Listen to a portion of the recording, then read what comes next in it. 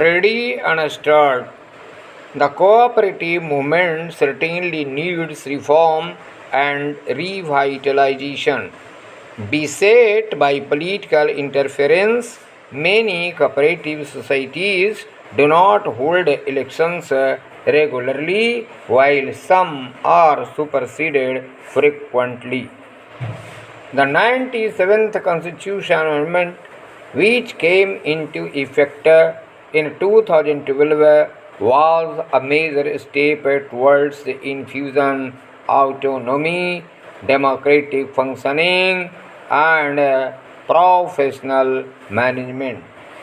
The recent Supreme Court verdict holding the amendment unconstitutional to the extent it applied to cooperative societies under the control of the states is a reminder that even well-intentioned efforts towards reform cannot be at the cost of the quasi-federal principles underlying the Constitution.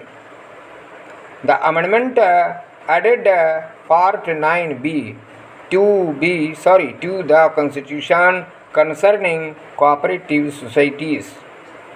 Part 9b delineated the contours of what state legislation on cooperative societies ought to contain, including provisions on the maximum number of directors in each society, reservation for seats for SCs or STs and women, besides the duration of the terms of elected members, among others.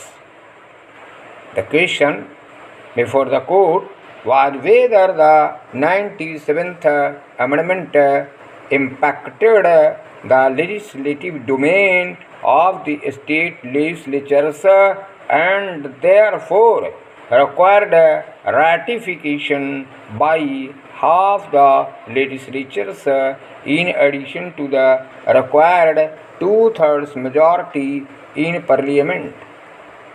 The Gujarat High Court had found the amendment invalid for want of such ratification.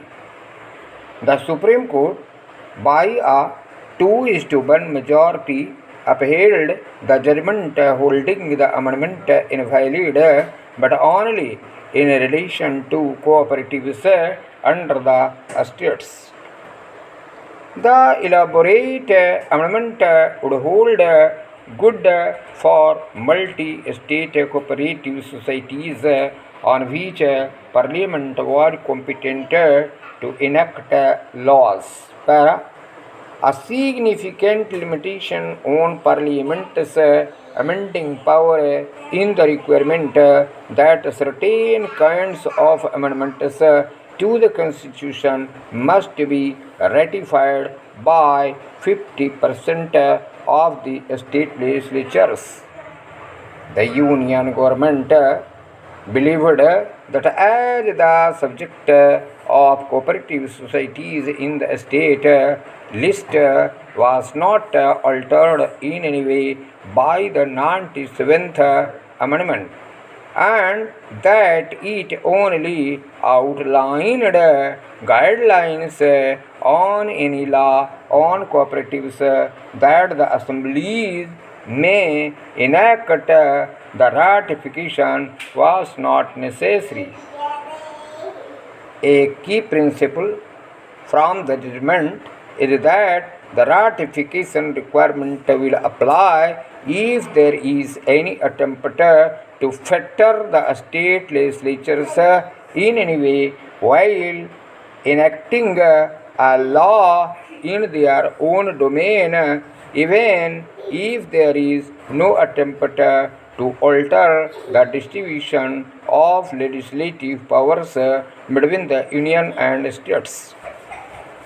Thus, in the absence of ratification by the states, the amendment that sought to prescribe the outlines of state laws on a state subject didn't pass constitutional muster. The judgment may mean that the concern expressed by some about the adverse implications of the formation of a new Ministry of Cooperation on federal principles could be true. However, there is no denying that the scope for democratizing the functioning of cooperative societies and enhancing their autonomy remains unchanged.